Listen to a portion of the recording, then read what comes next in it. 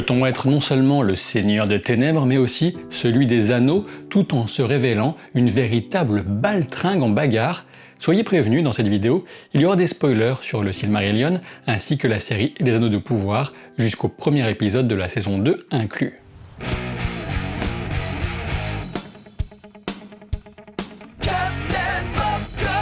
Parler de puissance au combat est toujours un peu délicat dans le monde inventé par J.R.R. Tolkien, car c'est un sujet secondaire manquant souvent de détails. Dit autrement, Tolkien n'était pas un gros fan de shonen. Cette approche vaut aussi pour les pouvoirs magiques qui sont généralement suggérés, mais jamais clairement définis sans doute, pour préserver l'enchantement découlant du mystère. Avant d'aller plus loin, si ce type de vidéo thématique vous plaît, pensez à me le faire savoir, que ce soit en vous abonnant à la chaîne, si ce n'est pas encore fait, avec des pouces en l'air, des commentaires. Sauron, et oui ça se prononce comme ça, hein, mais on peut aussi dire Sauron, hein, peu importe au final, d'autant que ce n'est pas le premier nom de celui qui l'a porté. Sauron donc, disais-je, est un Maya, l'équivalent d'un ange puissant et talentueux qui se nommait initialement Mairon. Bon, l'idée ce n'est pas de refaire toute sa biographie, puisque ce qui nous intéresse ici c'est de savoir comment il se débrouille dans un affrontement physique, notamment si ce qu'on a pu voir dans le flashback ouvrant la deuxième saison des Anneaux de Pouvoir a du sens ou pas. En effet, pour replacer le contexte, dans le premier épisode de la saison 2, Sauron se fait trahir par son second, Adar, un elfe corrompu, et ensuite se fait larder de coups par une horde d'orques, son enveloppe corporelle finissant par succomber sous le nombre dans une ambiance très fin de Jules César. C'est au printemps de Arda, après s'être incarné au monde et avoir un temps travaillé avec le Vala Aule, que le talentueux Mairon a finalement succombé à l'influence de Melkor, le plus puissant des Valar, celui qui, jaloux de la capacité de création du dieu unique, fit résonner sa voix discordante lors du fameux chant des Ainur. Melkor devint Morgoth, apportant la corruption à Arda, la terre, et entraînant bien des esprits dans sa déchéance, et notamment Mairon, qu'on appela ensuite Gorthor, puis Sauron. Ainsi, ce bon vieux Morgoth avait plusieurs esprits déchus à son service, dont les terribles Balrogs, ces troupes d'élite que seuls pouvaient éventuellement dépasser en puissance de destruction ces dragons les plus redoutables. Sauron était le second de Morgoth et son rôle n'était absolument pas de se jeter physiquement au combat sur les champs de bataille, contrairement aux Balrogs et à leur seigneur Gothmog. Ainsi, ce n'est qu'à 2 reprises que le légendaire de Tolkien nous donne l'occasion de voir Sauron s'engager dans un affrontement martial direct, d'abord au Premier Âge puis au Deuxième. Durant le Premier Âge, Sauron attaqua l'île de Tol Sirion, sur laquelle veillait Minas Tirith, première du nom, la forteresse édifiée sous les directives de Finrod Felagund, le frère de Galadriel. Minas Tirith tomba et Sauron en fit sa tour de garde, transformant Tol Sirion en Tol Ingoroth, l'île des loups-garous. C'est dans ce lieu d'épouvante et de désespoir que furent enfermés plus tard Finrod, Beren et leurs compagnons d'aventure, après la victoire de Sauron sur Finrod dans un duel de champs magiques, mais c'est une autre histoire. En captivité et dévorés les uns après les autres,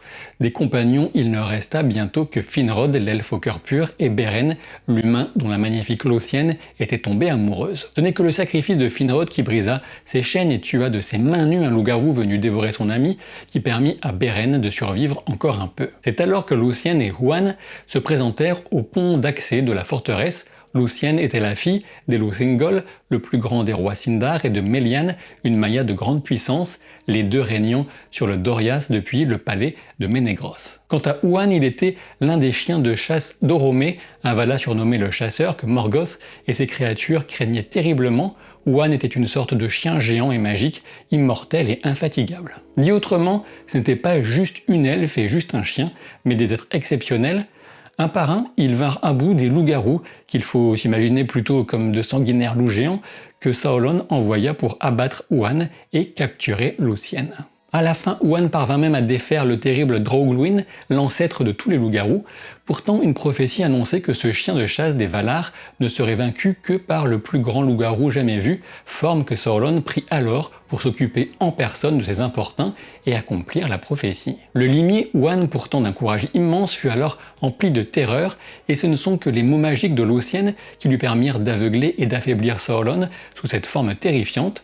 Un répit qui permit à Huan de réunir ses forces et de se lancer à l'assaut du gigantesque loup. Le combat du loup et du chien fut long et brutal, la malfaisance émanant de Sauron presque insupportable. Pourtant, Huan finit par triompher en serrant Sauron entre ses mâchoires qu'il fut impossible de desserrer, même lorsque Sauron se changea en serpent, puis même reprit sa forme première. Sauron se rendit à Luthien et lui céda le contrôle de la forteresse.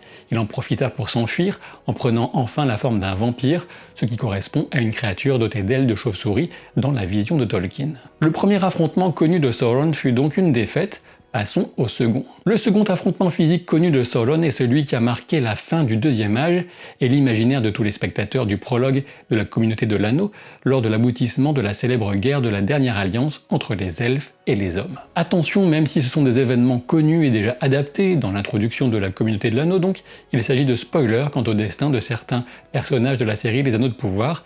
Soyez prévenus. Après une guerre harassante et un siège de plusieurs années, Sauron finit par quitter Barad-dûr pour s'engager personnellement dans les combats et briser le siège.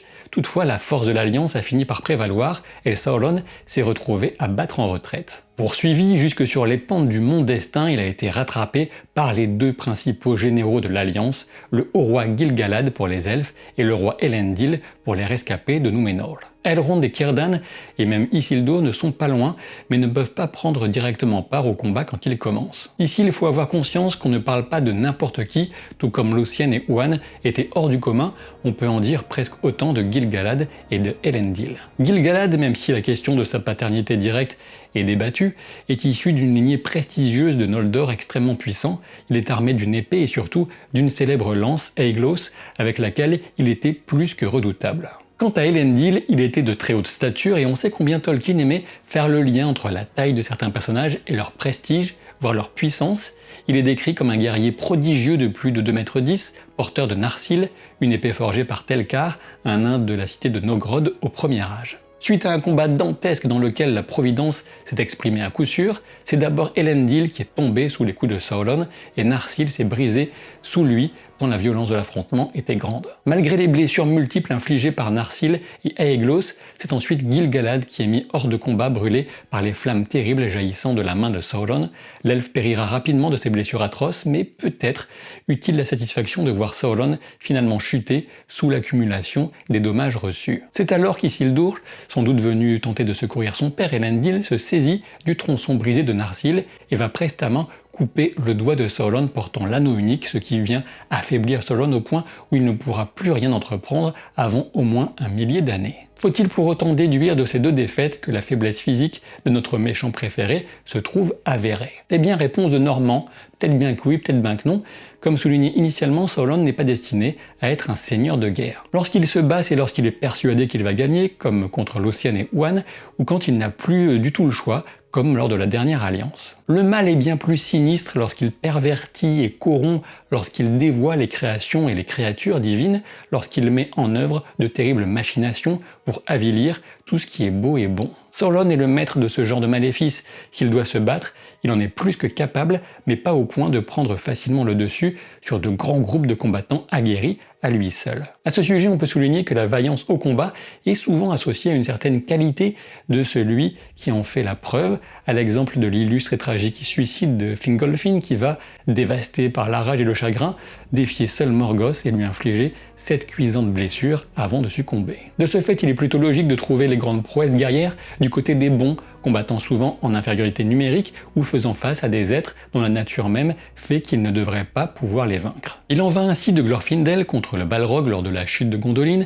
ou encore de la façon dont Húrin va couvrir la retraite du roi Turgon et abattre 70 ennemis avant de ne plus pouvoir bouger à cause de l'accumulation de cadavres autour de lui. Et si Morgoth était initialement le plus puissant des Valar, la vaillance au combat de Tulkas dépasse de loin la sienne. Pour revenir à Sauron, il faut encore souligner la primauté de la providence et donc du dessein divin. Si Sauron perd, c'est surtout parce que ses adversaires devaient gagner. Cela ne fait pas de Sauron un adversaire à prendre à la légère. Ainsi, il ne fait guère de doute qu'aucun être foulant la Terre du Milieu à l'époque de la guerre de l'Anneau ne serait en mesure de vaincre définitivement Sauron dans un combat en face à face. La question ne se pose pas concrètement puisque Sauron n'a aucune raison d'accepter un tel défi, mais même si la situation se présentait, aucun des grands de l'époque ne croit réellement avoir une chance contre lui et Gandalf n'a aucune illusion à cet égard alors même qu'il a grandi en puissance après sa réincarnation suite au combat contre le terrible Balrog. On peut penser à Glorfindel justement, ce cas extrêmement rare de héros réincarné suite à la destruction de son corps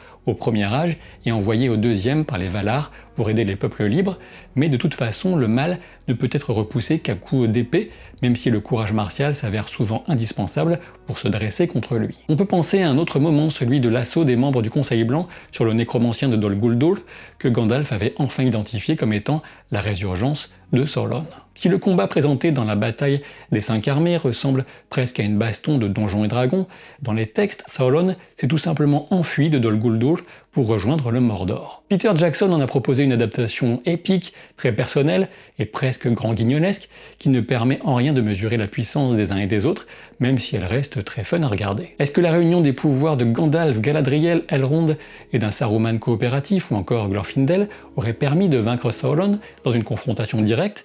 J'aurais tendance à répondre par la positive, mais encore une fois, la question ne se pose pas, puisque les armées du Seigneur des Ténèbres sont bien trop puissantes, les murs de Barad-dûr inexpugnables et le Seigneur des Anneaux bien trop malin. Tout ça pour en revenir à ce fameux prologue en flashback de la saison 2 des Anneaux de Pouvoir, la scène est-elle ridicule? Pour commencer, elle est pleine de sens et même de sens cachés dans le discours que Sauron, sous son apparence agréable, tient alors aux orques. En effet, Sauron ne pense qu'à lui et les mots qu'il prononce sont d'abord ceux de son plan véritable pour ensuite laisser place aux craintes et certitudes qui sont les siennes. Il annonce ainsi qu'il vise un nouvel ordre parfait en assujettissant tous les peuples via un pouvoir sur la chair passant par le monde invisible. Nous ne serons plus pourchassés comme les démons ayant détruit la Terre du Milieu. Ici, il commence clairement à parler de lui-même en confondant le nous et le je. Il enchaîne en disant « Nous serons vénérés comme les sauveurs l'ayant enfin guéri ». Et oui, voilà toute son ambition personnelle, être admiré et révéré plutôt que craint, si possible. Quand un orc dit qu'il ment, Sauron répond en évoquant sa vision de son statut propre. Vous n'avez pas d'autre recours, les Valar ne vous pardonneront jamais, les elfes ne vous accepteront jamais, les hommes ne vous regarderont jamais qu'avec effroi et dégoût. Suite à l'attaque du premier orc que Sauron déjoue facilement et dont il fait un exemple sanglant, Adar comprend que leur seule chance de venir à bout de Sauron consiste à le prendre totalement par surprise, d'où le début de cérémonie de couronnement. Un sacre qui nous offre d'ailleurs une vision du regard de Sauron fixant un avenir de puissance au travers d'une forme circulaire, une couronne devenant anneau, comme dans les discussions autour de la création des premiers anneaux en première saison. Le premier coup est porté par Adar, dont on ne connaît pas la puissance, mais qui doit être sacrément balèze pour avoir résisté à ces milliers d'années de guerre. Le combat qui s'ensuit montre combien Sauron est fort en voyant ses cibles à plusieurs mètres d'un coup de poing, et combien il est opportuniste en venant empaler un orc sur une pointe sortant de son propre poitrail. Toutefois, il finit par crouler sous le nombre et l'accumulation de blessures. En prenant en compte la traîtrise, l'effet de surprise, la forme de Sauron pas du tout adaptée par défaut au combat et son absence d'armes et d'armure,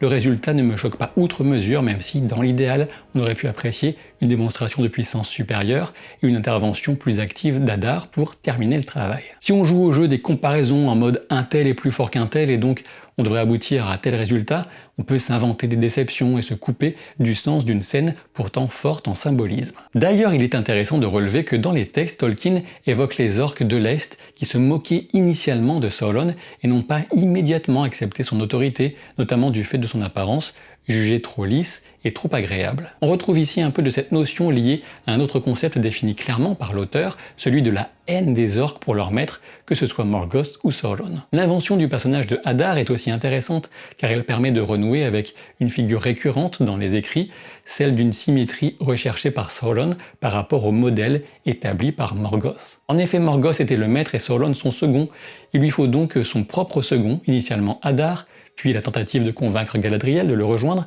pour enfin aboutir à la corruption des humains avec les Neufs et le roi sorcier qui va s'imposer comme le chef des Nazgûl et le second officiel de Sauron. Cette notion que je viens de vous expliquer sur la symétrie avec le maître et le second, elle vient tout d'abord du Tolkien Professor, quelqu'un de très intéressant dont je vous recommande la chaîne, je vous mettrai le lien en description. Adar apporte un point de vue mais aussi un prétexte pour aller explorer les propres réflexions de Tolkien quant à la nature véritable des orques, leurs origines, leur capacité à se reproduire, mais surtout leur libre arbitre et ce que cela implique en termes théologiques. Tolkien le dit noir sur blanc, rien n'est intrinsèquement et fondamentalement mauvais, le mal ne survient que dans la corruption du bien, et la nature profonde des orques pose un problème si dense qu'il ne sera jamais définitivement tranché dans l'esprit de Tolkien, même si son fils en choisira une version quant à leurs origines, les elfes corrompus, dans le Silmarillion, tel que publié. Voilà qui pourrait éventuellement faire l'objet d'une prochaine vidéo dédiée, d'autant qu'on a